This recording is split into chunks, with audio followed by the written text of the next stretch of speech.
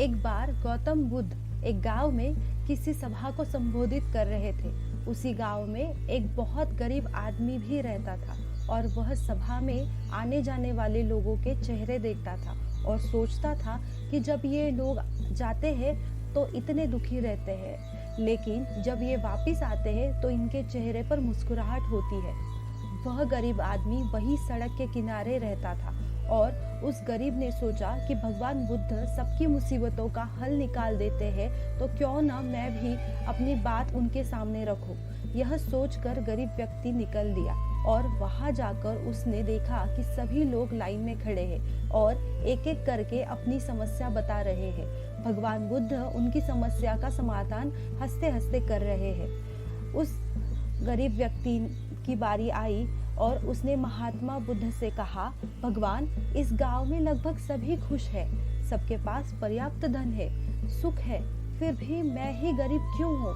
आखिर मेरे पास ही कुछ भी क्यों नहीं है? इस पर भगवान बुद्ध ने मुस्कुराते हुए कहा, तुम गरीब इसलिए हो क्योंकि तुम किसी को कुछ नहीं देते।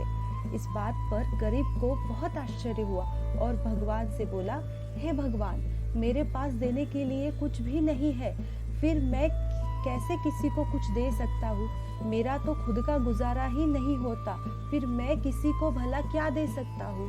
भगवान बुद्ध ने कहा, तुम बहुत अज्ञानी हो, तुम्हारे पास देने के लिए बहुत कुछ है जिसे तुम पहचान नहीं पा रहे हो। तुम्हारे पास देने के लिए मुस्कुराहट है जिसे तुम लोगों को देकर खुश कर सकते हो। तुम्हारे पास मुंह है, तुम मुंह से दो मीठे शब्द बोल सकते हो। भगवान ने तुम्हें हाथ पैर दिए हैं जिससे तुम लोगों की मदद कर सकते हो। ईश्वर ने जिसे ये चीजें दी है वह इंसान कभी गरीब नहीं हो सकता। गरीब होना तो सिर्फ तुम्हारा भ्रम है, इसे निकाल दो, यह सिर्फ तुम्हारी कल्पना है। इंसान जैसा सोचता है वैसा बन जाता है, इसलिए तुम भी ऐसे ही बन गए हो। भगवान बुद्ध की बातें सुनकर गरीब व्यक्ति बहुत प्रसन्न हुआ और मुस्कुराता हुआ चला गया। इस कहानी से आपको भी यही शिक्षा मिलती है कि इंसान का दुखी होना, गरीब होना भ्रम होता है, ना कि वास्तविकता। दरअसल आप जैसा सोचते हैं आप वैसा बन जाते हैं। हमेशा दूसरों की मदद करें और आप भी दुखी नहीं रहेंगे।